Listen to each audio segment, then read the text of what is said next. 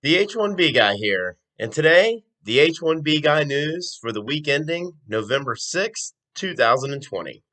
But before we get started, I'd like to ask you, if you haven't already, to please subscribe to the H1B Guy channel here on YouTube.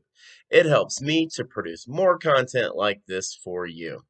I also wanted to mention the H1B Guy offers a variety of consulting services. If I can provide you peace of mind by helping you bridge the gap between your employer and your immigration attorney, please reach out. I'd love to hear how I can help you. I wanted to say thanks to everyone who took the time to join me yesterday during the H1B Guy Live unedited and unscripted Q&A 7. I really appreciate you doing that. Now, the news. The news this week was dominated by the presidential election of 2020 and several hotly contested U.S. Senate seats, including two potential runoffs here in the great state of Georgia. That is, unless any of you were keeping up with the Major League Baseball season ending awards. It appears that several outlets now are confirming the former Vice President Joe Biden will be the 46th President of the United States. Definitely a lot to unpack if that is true, but it also means we have a lot of work to do. We cannot allow things to go back to the Obama era policies on immigration, specifically employment based preferences. It will be very interesting to see what the current administration has in store for immigration as a whole over the next 10 weeks if this is in fact true. November 2nd, 2020. In an article written by Sarah McClellan for Good Morning America titled How to Become a U.S. Citizen, four women share their different paths to citizenship. Quote, the process of becoming a United States citizen is more complicated than one might think, and it's not the same for everyone. Your experience can depend on your country of birth, education level, finances, and more. For most, the process begins with a visa. Once you obtain a visa, you can apply for your green card. This grants your permanent residency in the United States and is a step before applying for naturalization. However, for many, this is the longest and most difficult part of citizenship process. Pratika Sawant, 30, came to the United States from Mumbai, India in 2012 to attend Syracuse University for her master's degree in information management.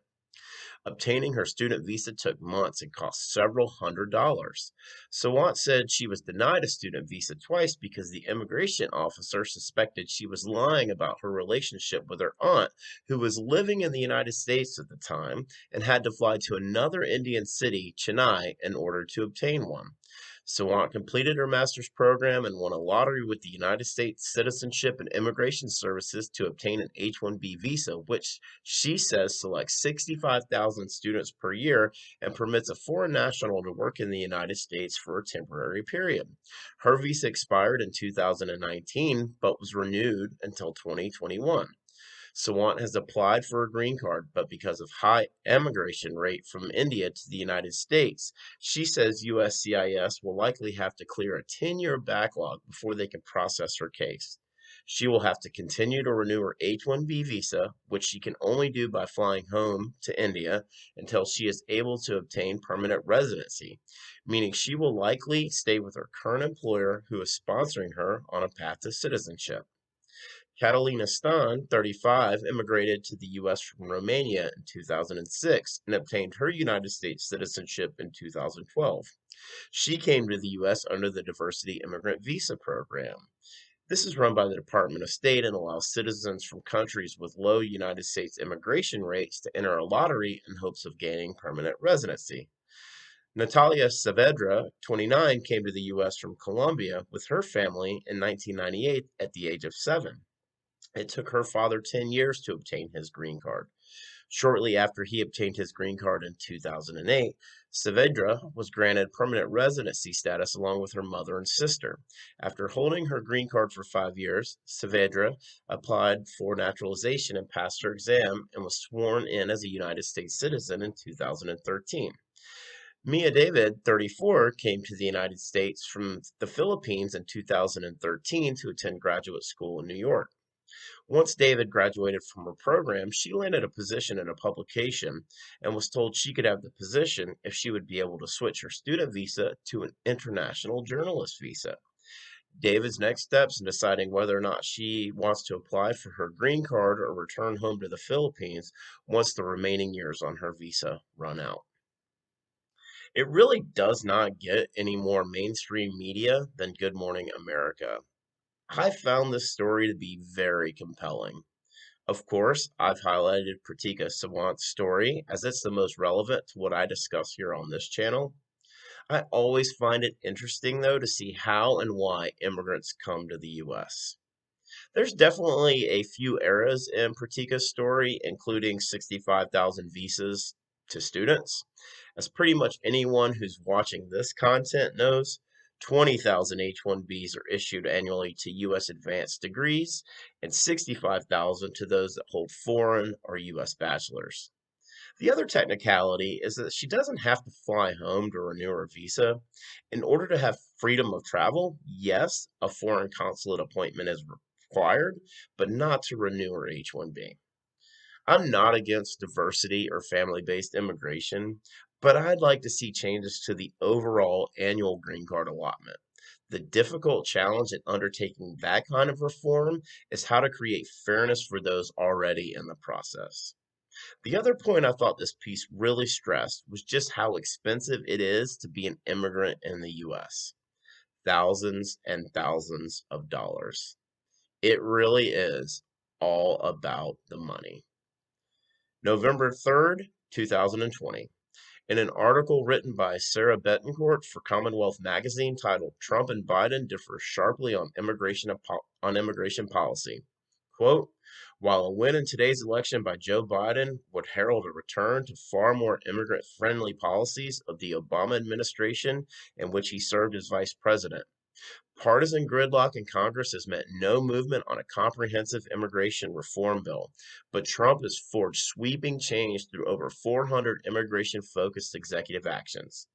Biden has vowed, if elected, to boost refugee admission, reinstate the former rule governing DACA, and end the targeting of undocumented immigrants for deportation. But it would take considerable effort for him to roll back all Trump changes, many of which are tied in courts with legal challenges. I think they're going to take a slash and burn policy, especially if Trump loses between November and January, where they're going to propose even more emergency rules, says Masha Kanababe, an immigration attorney in Cape Cod.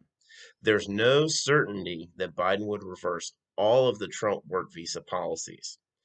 Biden's immigration platform says he would work with Congress to increase the number of visas awarded for permanent employment-based immigration, but also promote mechanisms to temporarily reduce the number of visas during times of high U.S. unemployment.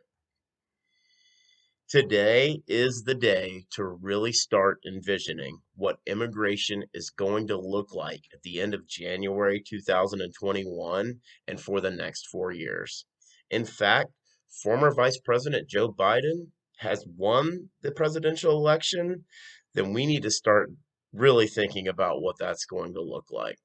One thing I'm certain of, if this is true, there will be much fewer iron fist tactics and more passive aggressive policies towards immigration in our future.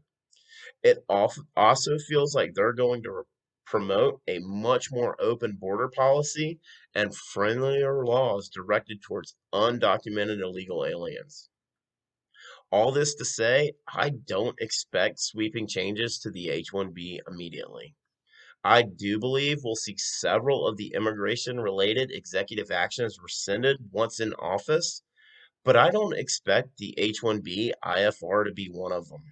However, the good news, he has specifically referenced expanding the number of visas offered and eliminating the limits on employment-based green cards by country. The bad news, I don't see a future where a merit-based immigration system would be a consideration under the Biden administration. Maybe I'm wrong. For the full post on the H1B Guy news for the week ending November 6, 2020, please check out the h1bguy.com. As announced yesterday on the H1B Guy Live unedited and unscripted Q&A 7, next Wednesday, November 11th at 1 p.m. Eastern, I'll be hosting very special guest Christine Mikolajuk at CMIKO MIKOLAJUK on Twitter for the H1B Guy Live Stamp It Out Q&A 4. Please make plans to join us. Also, next week, since a lot of you have reached out to me after my brief visa bulletin discussion for December predictions with questions, I'll be releasing more of a long form discussion on my December visa bulletin predictions on Monday. If you haven't already, I'd like to ask you to please like this video, subscribe to the H1B Guy channel here on YouTube, and click the bell for notifications. If you've made it this far, I just want to say thank you for taking the time to watch my content. I really appreciate your support. The H1B Guy, your global source for all things H1B.